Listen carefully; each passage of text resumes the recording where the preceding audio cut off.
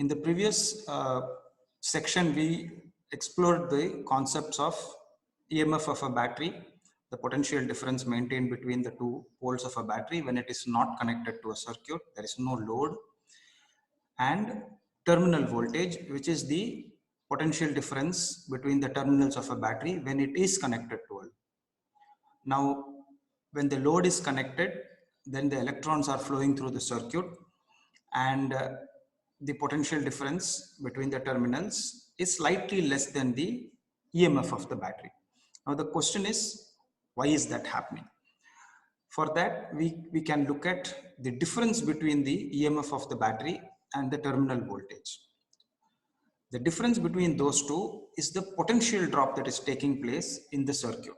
Now the question is, why is this potential drop taking place? So I cite an example. If you buy a 1.5 volt battery, AA, AAA or a D size battery, all of them are advertised as being 1.5 volts. Now, when you connect this up into a circuit, then let's say you are lighting an LED or a bulb, then the terminal voltage when you measure it will show, let's say 1.45 volts.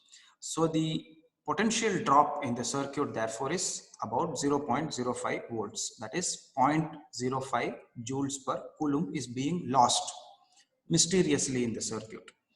So the question is, where is this loss taking place? So for that, we consider electrons that are flowing through the circuit, passing through the bulb, some energy transfer is taking place, and the electrons come back to the negative terminal. Now the question is that the battery, which is supposed to maintain, the purpose of the battery is to maintain a potential difference of 1.5 volts between the positive and negative terminal of the battery. So in order to do the work, it has to elevate the electrons potential from whatever it has become after the loss of energy to 1.5 volts. It has to restore it to 1.5 volts. So there is an internal current that is passing through the battery also, because whenever charges move, there is a current. So there is an internal current within the battery, okay? And naturally, when there is a current, there will be resistance within the battery itself. There is no such thing as a conductor which, a resistor which has no resistance. That is a superconductor. So that's a different topic, but at least within cells, we don't have superconductors.